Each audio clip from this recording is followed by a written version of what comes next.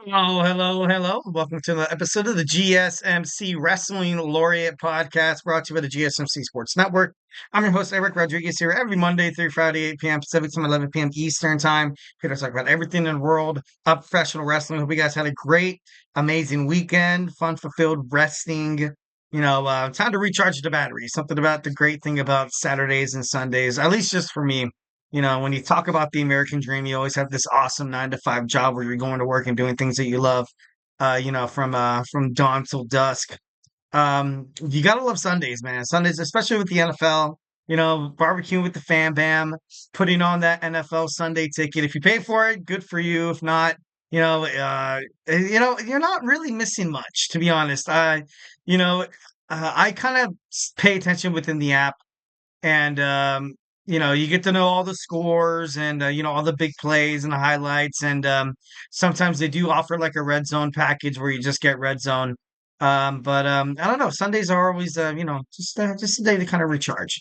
We had a great weekend of wrestling. We had Friday Night SmackDown, which we're going to talk about in our first segment. Our second segment, of course, we're going to preview what's happening tonight on Monday Night Raw. Obviously, I am aware that it already has aired on the East Coast.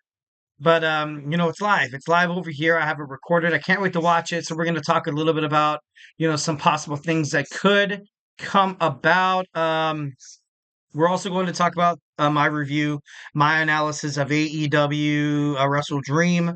We're going to talk about AEW and WWE PLE comparison. How WWE often kind of has that overall mentality or the philosophy, much like Triple H, Paul Levesque likes to talk about. He likes, quality over quantity as opposed to, AEW, which tends to embrace more of a quantity over quality. They have like on a match card, man. Wrestle Dream had a lot. They had a lot, man. I think they had 4 or 5 matches on the pre-show, and not that it's bad, but we're going to get into that in our fourth segment. In our fifth segment, we're going to cap off today's podcast talking about New Japan Professional Wrestling's King of Pro Wrestling. It happened, it was kind of funny. I was doing research for shows and stuff like that, and I got a notification from my Ringside News app saying that New Japan Professional Wrestling's pay-per-view already happened, and it seemed like it's like it happened, in the future, like time travel and stuff like that. But in reality, here in California, we are 16 hours away from Japan. So right now it's 8 p.m. over there. Although it's 12 p.m. 12 p.m. in the afternoon. It just turned 12:06. That's crazy. That's nuts. Man, time change is kind of crazy. But anyway, so we're gonna talk about that. But of course, before we get into any of that, I want to remind you guys to go ahead and hit up that super chat. We are absolutely, love hearing from you guys during the show. If you got a burning question or a hot take in terms of professional wrestling or just something you've been dying to get off your chest, here at the GSMC Sports Network, we do love a lot of peace, love, and positivity. But we also, we're all ears here at the GSMC Sports Network. This also, helps us keep the conversation going, keep it lively, making sure your voice is heard. Part of the mix, so don't be shy and drop your thoughts inside that chat. And if you really, really, really want to make sure your comment, question, or concern gets noticed on the show, why not use that super chat? If you use that super chat, whatever you put in that little message box is going to be featured on the show, 1,010%. Hopefully, we'll have a nice little back and forth discussion about it. Can't wait for that. So don't be shy. Hit it up. Can't wait to hear what you guys have to say, your opinions and stuff like that. Also, it just helps us, support the channel, support the GSMC Sports Network, helps us keep these amazing podcasters doing what they do best, is talking sports, baseball, basketball, football, hockey, you name it. Here on the GSMC Sports Network, we do have we share a little bit of love with all the sports out there, so, we can keep bringing you guys even more awesome content that you guys love so much. We are absolutely super grateful for each and every one of you guys who joins us here daily on the GSMC Sports Network. Your support makes all the difference. So let's keep the conversation going, keep this party going. Send in those super chats, those super stickers, because you guys are super awesome. And together we will make sure this podcast is bigger, better, and stronger than ever. Once again, if the super chat is not your thing, hit up the tips and donations link at the GSMCpodcast.net. Tell me what you like, tell me what you don't like. Just don't forget to Superman punch that like and subscribe button to the show. Follow the show, follow the network here at the GSMC Sports Network. Once again, we do love a lot of peace, love, and positivity, but of course, talking sports, criticisms, a lot of, arguments, a lot of disagreements, which makes talking sports, even that much better. So, feedback as you get. So, 1,010%, don't be shy. Drop your thoughts inside that chat. All right, so of course we're going to start off with what happened on Friday. It was a huge, huge, huge Friday night SmackDown. It was an absolute bombshell, to be honest. First and foremost, we saw SmackDown kicked off with Jimmy Uso, the returning Jimmy Uso, helping his tribal chief Roman Reigns at WWE Bad Blood. It was kind of cool. He got a warm audience reaction, which was pretty cool. He was 6 months out, man, 6 months out. After WrestleMania, in April. Kind of crazy. So he's probably been out as long as Cody Rhodes has been WWE champion. Roman Reigns came out shortly. He did something a little different today. He was like, honestly, he talked about, damn it, I forgot where they were today, but he was like, join me and acknowledge, Big Jim, Big Jim.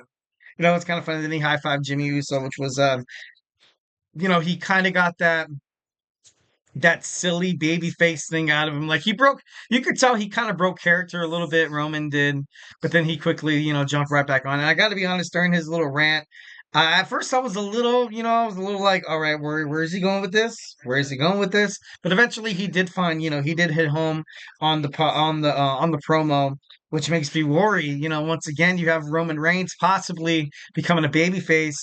As a babyface, he wasn't really good, on promos and stuff like that. He was better as a heel. So, obviously a little concern came to me there.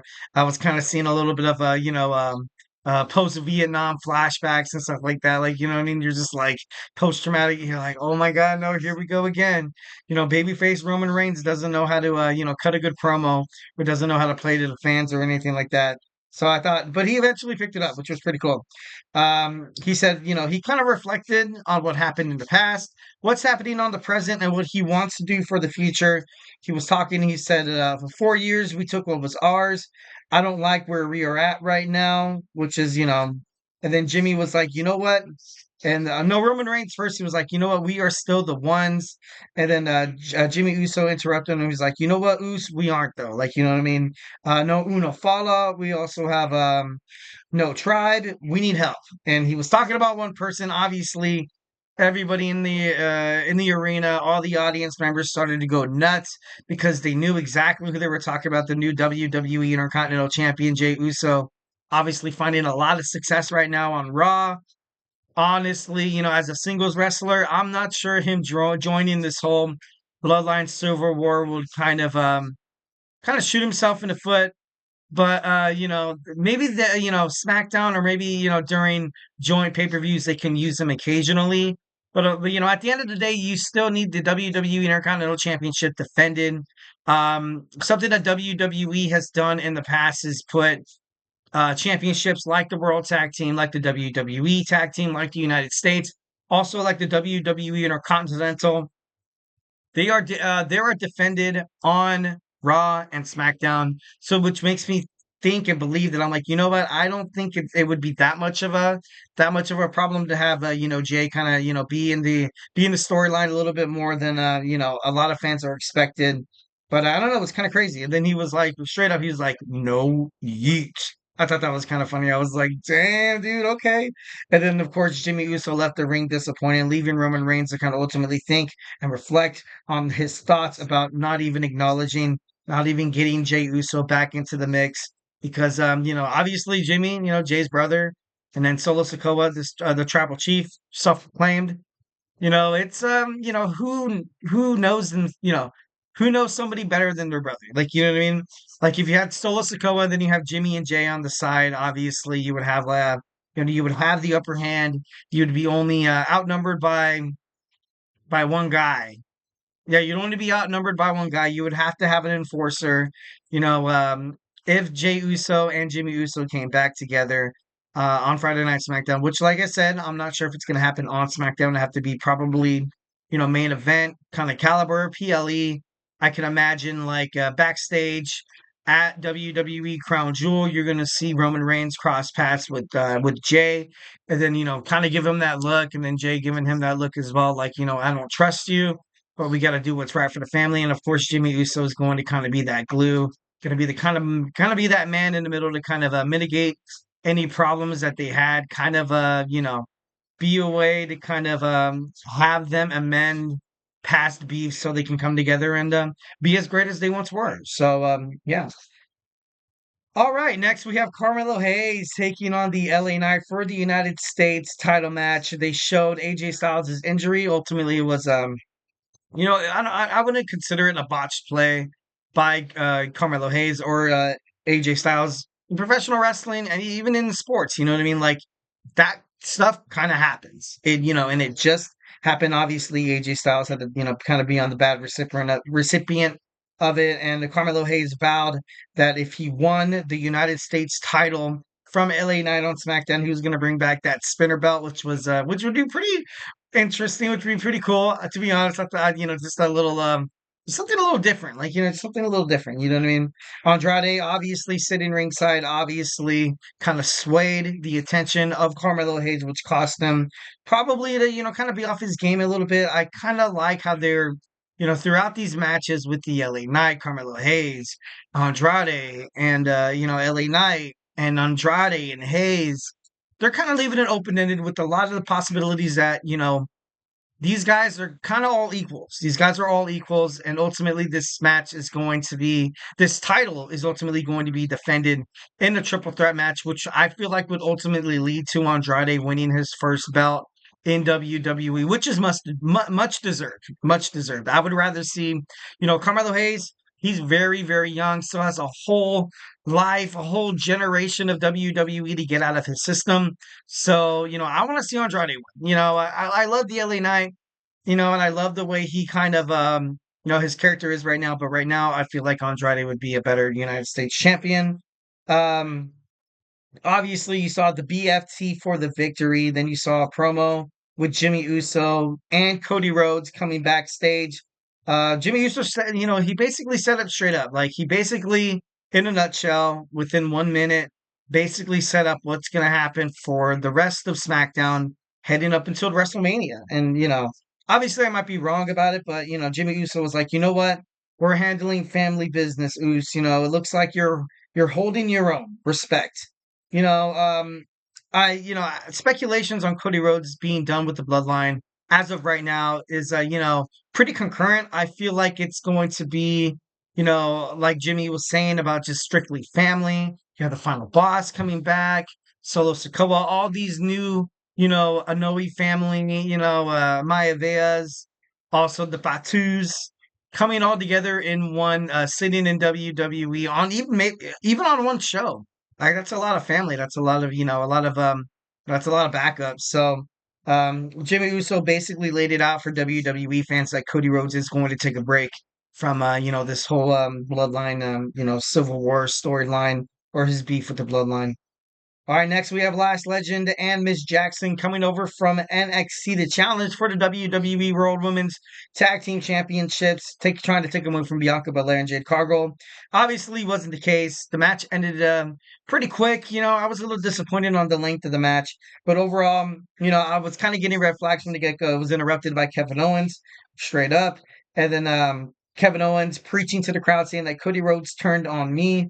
Randy Orton tries to defuse the subject, gets into it with Kevin Owens, and obviously you had Piper Niven and Chelsea Green sitting ringside. You had the champions retain.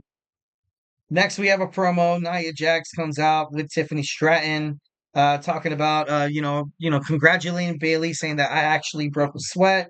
Morgan can't beat me. I'm going to annihilate Liv Morgan, and of course she grabbed Tiffany Stratton, a very aggressive, a very if you treat the person that you have as your right hand man like crap, she's gonna cash in on Nia Jax. Like it's foretold, and and that's exactly what's going to happen.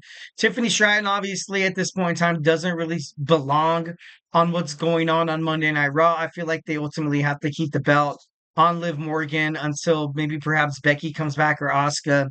But I don't know. It should be Should be pretty interesting to find out what happens during that match. But I'm saying 95% Liv Morgan is not being cashed on.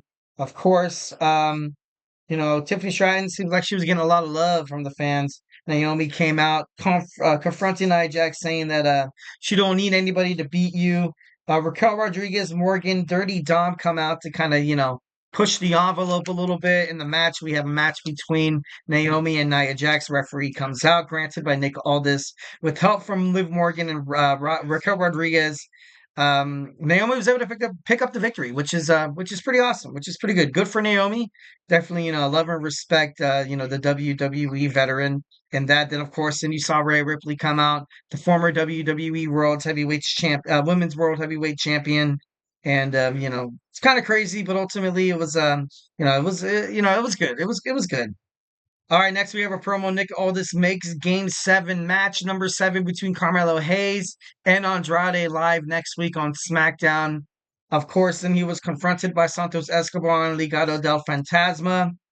Both basically, Escobar wanted a little love. Electra Lopez wanted a little love. Garza, Humberto Carrillo wants love as well. And, they're going to debut. They're going to fight against the debuting Motor City Machine Guns next week, which they're probably going to lose, which sucks because once again, I'm like, you know what? I feel like whenever it comes to like the luchadors, the Latino wrestlers in WWE, I feel like their opportunities, don't really get seen more than I don't know. Maybe it's just me, but I don't know. I just always see how luchadors always kind of suffer in WWE. And then next, we have Solo Sikoa's promo talking about Jimmy will acknowledge him. Kevin Owens attacks Randy Orton backstage. That's going to be an interesting storyline. Maybe they're going to go at it at WWE Crown Jewel would be interesting. Solo Sikoa and Jimmy Uso go up against no, Solo Sikoa takes on Jimmy Uso, excuse me. Solo Sikoa wins, obviously, with the help from the Bloodline. Then they get attacked. Then Jimmy and gets attacked from the Bloodline. And then, of course, then you saw Roman Reigns trying to make the save. Wasn't enough. The numbers game plays dividends once again, alluding to what exactly started the show that Jimmy told Roman Reigns that we need help. We need help, Moose. And I know you don't want to, bend the knee, or I know you don't want to, kind of falter to try to amend things with Jey Uso and a lot of bridges that you burned in the past, but you're going to have to kind of face them. So I kind of definitely love that. Real got to give a real shout out to my man Logan James right now, who's attending this show. Hopefully had a great weekend, my man. Hopefully Monday wasn't too crazy for you. We're gonna try to get us into some Tuesdays right now. All right, guys. So hey, do not go anywhere. I'm gonna talk about my next segment. We got WWE Monday Night Raw. It's happening right now. Got it taped right now. Can't wait to see it. Obviously, have not checked a single shred of social media, TikTok, Instagram, or Facebook. Obviously, love to. But of course, if you have some hot spoilers, would love to kind of talk about it. So, grab your favorite snack, grab your favorite ice cold beverage, and join me here in about 25 seconds.